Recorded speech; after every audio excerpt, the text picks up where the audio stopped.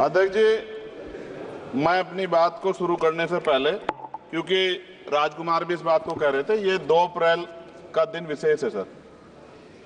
मैं जेल में था सहारनपुर, 2 अप्रैल 2018 को आंदोलन हुआ, 13 नौजवानों ने शहीदगी दी सर।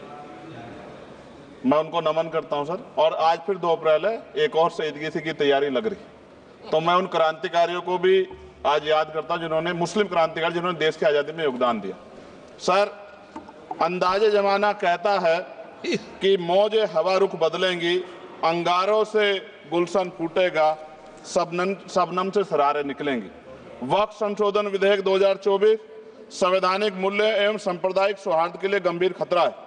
वक्फ संशोधन विधेयक 2024 संवैधानिक अधिकारों, विधिक सिद्धांतों और धार्मिक स्वतंत्रता पर गंभीर आघात है।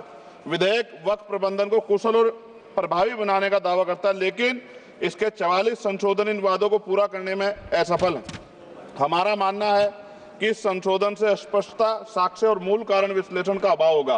पूर्व संशोधनों का मूल्यांकन नहीं होगा, हितधारकों से परामर्श की पारदर्शिता नहीं होगी, मौलिक अधिकारों का उल्लंघन होगा। Article 13, article 14, article 25, article 26, article 50, article 300 सर्वोच्च न्यायालय के निर्णय, स्थापित कानून और इस्लामी सिद्धांत और संविधान की भावना का उल्लंघन होगा। असत्य वादे बनाम वास्तविक प्रभाव, विधेयक सुधार और सशक्तिकरण का दावा करता है, लेकिन वास्तव में धार्मिक संपत्तियों के पुनः वर्गीकरण, जब्ती का प्रावधान संशोधन 39A, ऐतिहासिक मस्जिदों, कब्रिस्तानों को सरकारी संपत्ति घोषित करना, जिससे सांप्रदायिक तनाव पैदा हो सकता है। जिलाधिकारी को अत्यधिक अधिकार प्राप्त करना, संशोधन 4B। जिलाधिकारी सर सरकार के होते हैं, वो सरकार के हिसाब से काम होते हैं। यहाँ जितने MP बैठे हैं विपक्ष के, इनसे पूछ के देखो कि इनके जिले में क्या हाल है। इनका जिलाधिकारी सुनता है नहीं सुनता, MP बैठे हैं, पूछ के देखो विपक्ष के, आपको पता लग जाएगा। सर, धार्मिक विशेषज्ञता या समुदाय की सलाह के बिना निर्णयों से संपत्ति विवाद और विश्वास की कमी उत्पन्न होगी। ट्रिब्यूनल की शक्ति कमजोर करना और मुस्लिम प्रतिनिधित्व हटाना, संशोधन 10B। धार्मिक कानून की त्रुटिपूर्ण व्याख्या और पक्षपाती निर्णय, दानकर्ता इच्छा की उपेक्षा व धार्मिक स्वतंत्रता का हनन, संशोधन 5A। दानकर्ता द्वारा समर्थन वापस, जिससे सामुदायिक संस्था कमजोर हुई। गैर मुस्लिमों द्वारा स्थापित वक्फ सुरक्षा समाप्त करना, संशोधन 104 की समाप्ति। अंतर धार्मिक सौहार्द प्रभावित होगा सर। सदियों पुरानी धार्मिक संपत्तियों पर सीमा अधिनियम लागू करना, संशोधन 27B। कब्जा की गई संपत्तियों की स्थायी हानि, धार्मिक विषयों को दरकिनार कर वक्फ निर्धारण करना, संशोधन 6C। धार्मिक ज्ञान के अभाव में संपत्तियों का गलत वर्गीकरण, पंजीकृत वक्फ घोषणाओं को अपराध घोषित करना, संशोधन 312। भय के माहौल में धार्मिक दान में गिरावट, मनमाने सर्वेक्षण को और वर्गीकरण की अनुमति देना, संशोधन 8A। धन्यवाद वकील साहब। सर, अभी पूरा दो जाने दो। सारी धाराएं पढ़ दोगे आप तो? सर, 2 मिनट में खत्म करूंगा और ये इंपॉर्टेंट है सर, मौका दीजिए सर। बिना जवाबदेही के बड़े पैमाने पर वक्फ संपत्तियों का पुनः वर्गीकरण, प्रशासनिक भ्रम और प्रभावशीलता को नुकसान पहुंचा, संशोधन 12D। कानूनी विवादों और कुप्रबंधन को वक्फ बोर्डों की विश्वसनीयता का नुकसान, स्पष्ट आधारों पर राज्य द्वारा वक्फ बोर्ड को भंग करने का अधिकार, संशोधन 3C। राज्य के व्यापक विरोध प्रदर्शन धार्मिक लक्ष्य का लक्ष्य, सार्वजनिक हित के नाम पर वक्फ प्रशासन पर पूर्ण नियंत्रण, संशोधन 37C2। व्यापक स्तर पर अशांति विरोध प्रदर्शन, कानून व्यवस्था गंभीर स्थिति।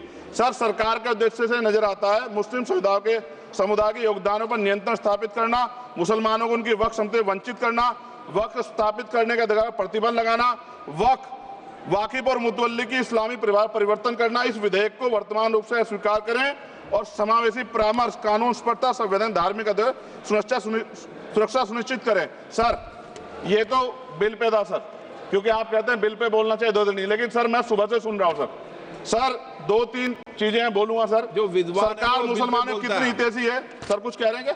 जो विद्वान होता है वो बिल पे बोलता है। सर, बस खत्म कर रहा हूं। सरकार कितनी हितैषी है सर? केंद्रीय मंत्रिमंडल में एक भी मुस्लिम मंत्री नहीं है। सच तो यह है कि अभी ईद पे नमाज पढ़ने के लिए भी नए नियम बनाए गए, और जो नमाज पढ़ रहे थे उनके पीछे पुलिस कर्मचारी लाठी लेकर खड़ा था, मैंने खुद देखा सर। अगर सरकार इतनी देर सच्चर कमेटी की रिपोर्ट पर चर्चा कराएगी, बिल्किस बानो के आरोपियों का जेल से बाहर आने के बाद स्वागत किया गया सर। मुसलमानों की जमीन की बात है, SC/ST की जो जमीन है वो छीनी जा रही है सर। कानून से ऊपर उठकर मुसलमानों घरों पर बुलडोजर चलाए गए, सबने देखा। सुरक्षा की बात करते हैं, लिंचिंग की गई, मुसलमान मारे गए सर। कावड़ यात्रा में गरीबों के ठेलों पे सुप्रीम कोर्ट ने ऑर्डर किया कि नाम मत लिखवाओ, देश को मत तोड़ो। अंत में सर बात निकली है तो दूर तक जाएगी। पार्टी सरकार के नेता यात्रा निकाल के कहते हैं मुसलमानों को भगाओ। और कई एक मुस्लिम एमपी पिछली बार सर उनको क्या क्या शब्द निकले, कोई निंदा नहीं हुई सर, और उसका प्रमोशन हुआ। और कभी आपके नेता कहते हैं सरकार गोली मारो, और आप हिंदू राष्ट्र की बात करते हैं सर। मेरा ये कहना है सर, मैं इसका पुरजोर विरोध करता हूं और अपनी एक शायरी के साथ खत्म करूंगा। तो बहुत सुनी मैंने आज दोनों तरफ, जब तक ना बदले जालिम हुकूमत का मिजाज, एहतजाज एहतजाज एहतजाज, और ये तब तक रहेगा जब तक सर अपनी सरकार सोच नहीं होती। धन्यवाद सर।